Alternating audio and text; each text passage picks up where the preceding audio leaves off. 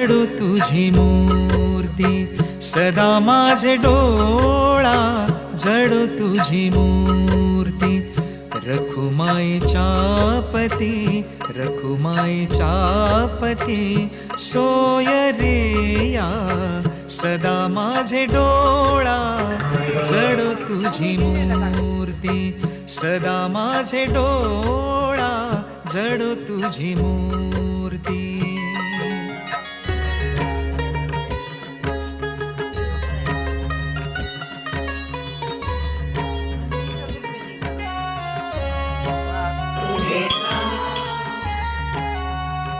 गोड तुझे रूप गोड तुझे नाम गोड तुझे रूप गोड तुझे नाम देई माझ प्रेम देई माझ प्रेम देई माझ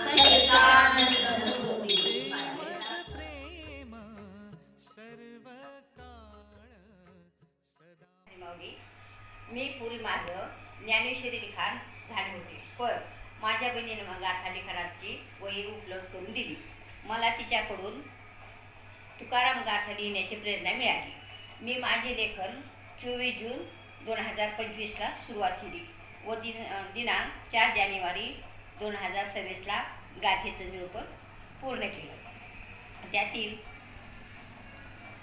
अभंग म्हणजे सदा माझे डोळे तूच जळो तुझी मूर्ती सदा माझे डोळे जळो तुझी मूर्ती रुक्माईचा पती सोयरिया रुक्माईचा पती सोयरिया गोड तुझे नाम गोड तुझे रूप गोड तुझे नाम गोड तुझे रूप.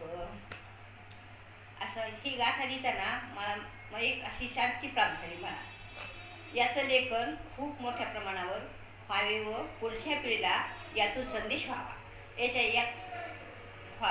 वारकरी संप्रदायाने सेवा समिती पुणे यांनी ही सेवा करण्याला मला संधी दिली, त्यामुळे मी त्याची कृतज्ञता व्यक्त करते.